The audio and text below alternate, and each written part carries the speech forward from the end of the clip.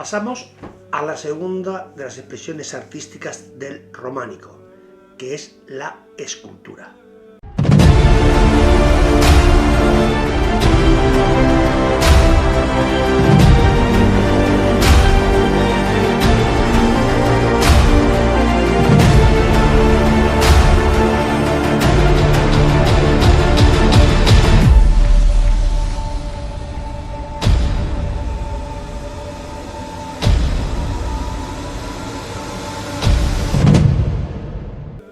La escultura, lo mismo que la pintura, va a representar o va a tener una serie de características propias.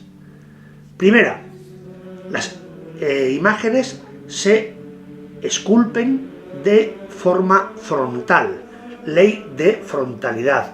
La figura va a estar siempre mirando al frente. Y los cuerpos. Segunda, el hieratismo. Todas las figuras no representan ninguna emoción ni representan ningún sentimiento. Tercera, jerarquización o perspectiva jerárquica. ¿Qué significa esto? Que la figura más importante va a ser siempre más alta. Al no haber profundidad, al ser representaciones planas, la figura más importante va a destacar por altura. Otra de las características principales va a ser que todas las figuras van a tener una anatomía desproporcionada. No va a existir la proporción. Vamos a encontrar figuras con cuerpos pequeños, brazos muy grandes, o cuerpos muy grandes, piernas muy pequeñas, totalmente desproporcionadas. Y por último, vamos a encontrar el horror vacui, miedo al vacío. Todos los espacios, tanto en escultura como en pintura, van a estar completamente llenos de personajes, de animales o de cualquier motivo que adorne tanto la escultura como la pintura. La escultura del románico va a tener un carácter didáctico. ¿Qué significa esto? Pues bien, a través de esta escultura se va a enseñar al pueblo analfabeto la vida de los santos, la vida de Jesús, la vida de la Virgen, la vida de los santos en general. Este carácter didáctico nos va a llevar a la siguiente característica, importantísima. La temática principalmente es una temática religiosa. La Iglesia, a través de iglesias, catedrales o monasterios, van a ser los encargados de proyectar este arte románico a las personas. Por tanto, hablamos de arte didáctico y hablamos de temática casi exclusivamente religiosa. La función didáctica de esta escultura religiosa va a suponer o va a hacer que llamemos a esta escultura la Biblia en piedra o la catequesis en piedra. Por medio de estas esculturas, la Iglesia nos va a enseñar qué camino hemos de coger para seguir a Dios. Por un lado, nos va a plasmar principalmente la imagen del Cristo Majestad. Por otro lado, escenas del Apocalipsis de San Juan, libro que nos narra el juicio final.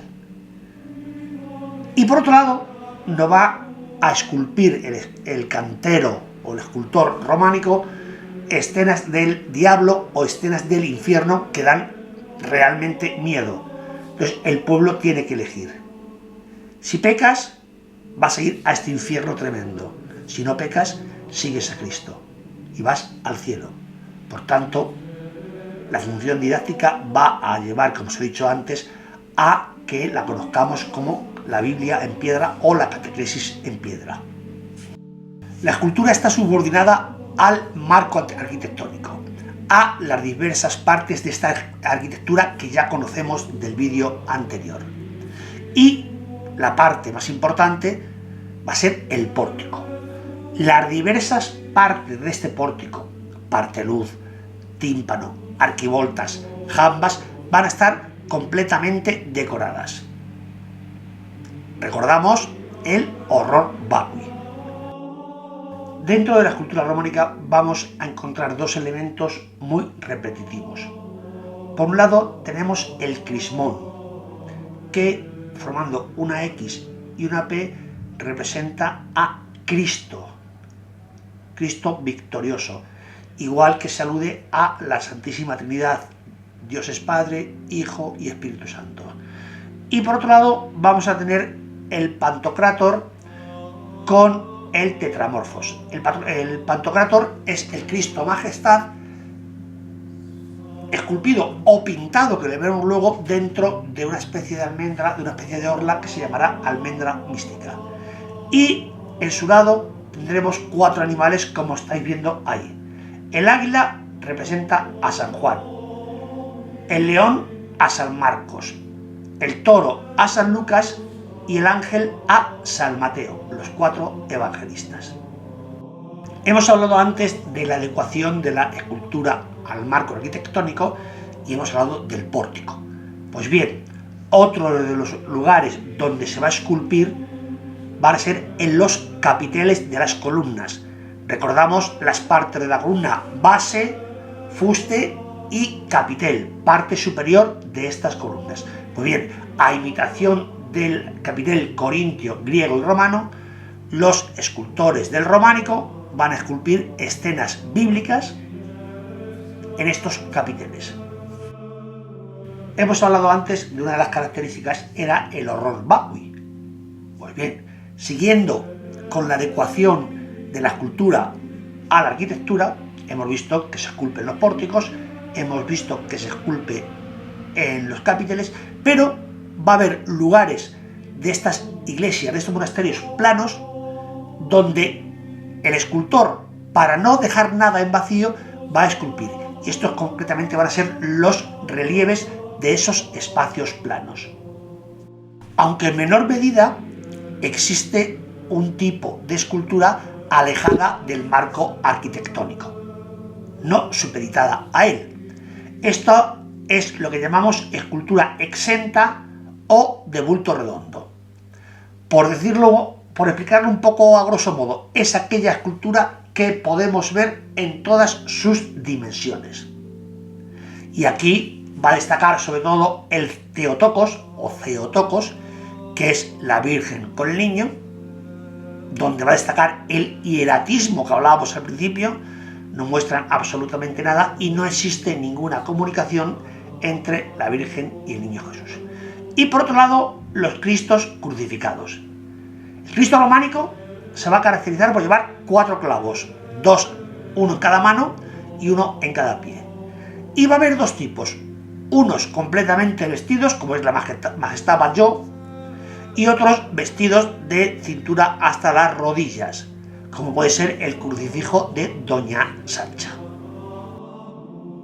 Aunque poca, hay escultura de temática no religiosa, sobre todo en capiteles y canecillos. Ahora veremos qué es cada una. Ya hemos hablado antes de los capiteles, parte superior de una columna. Pues bien, dentro de los capiteles nos vamos a encontrar motivos vegetales, o bien animales monstruosos. Atención, el infierno sigue estando ahí, en el infierno hay monstruos, o bien escenas de la vida cotidiana donde hemos aprendido cómo vivían, cómo vestían o qué hacían estas personas de la Edad Media. Como os acabo de decir, otro de los lugares donde se esculpía eran en los canecillos de las iglesias. ¿Y qué son los canecillos? Pues bien, era la parte saliente de las vigas que sujetaban la techumbre de la iglesia. Y para que no quedara solo la madera, se decoraban en madera o en piedra. Las mismas características que hemos aplicado a la escultura, es decir, desproporción, hieratismo, jerarquización, van a ser temática religiosa, función didáctica, van a ser aplicadas también a la pintura. ¿Dónde se pintaba? Pues bien, en los muros, en las bóvedas y en los ábsides de las iglesias y monasterios. La escena más repetida en toda la pintura va a ser el Pantocrátor dentro de su orla mística, de su almendra mística, y rodeada del Tetramorfos, que ya hemos visto anteriormente lo que significaba cada una de estas figuras. Una de las características importantes de la pintura románica es que predomina la línea sobre el color. Salvando las distancias, nos imaginamos cuando somos pequeños que nos dan un dibujo, le bordeamos por fuera y por dentro lo coloreamos. Lo que más va a predominar es la línea. Y otra de las características es la ausencia de mezcla de colores. Son colores muy sencillos, muy básicos y no se mezclan entre ellos. Ya vimos que la cultura en el mundo medieval estaba en los monasterios. Y dentro de los monasterios había un espacio que era el scriptorium, donde los monjes copiaban. Pues bien, importancia del dibujo en los beatos. Los beatos son libros, códices, manuscritos que hacen referencia a aquel primer libro comentario del Apocalipsis de San Juan que hizo el Beato de Liébana y que hoy en la actualidad se encuentra en el monasterio de Santo Toribio de Liébana. Y no quiero terminar este vídeo sin dejaros dos imágenes de quizás las dos muestras de pintura románica más importantes de España. Una, la ermita de la Veracruz en Maduruelo, en la provincia de Segovia, y, como no, esta quizás sea la obra cumbre de la pintura románica a nivel europeo, el Panteón o la cripta de Reyes de la Basílica de San Isidoro de León. Merece la pena que lo veáis y que asimiléis todas estas características que hemos visto.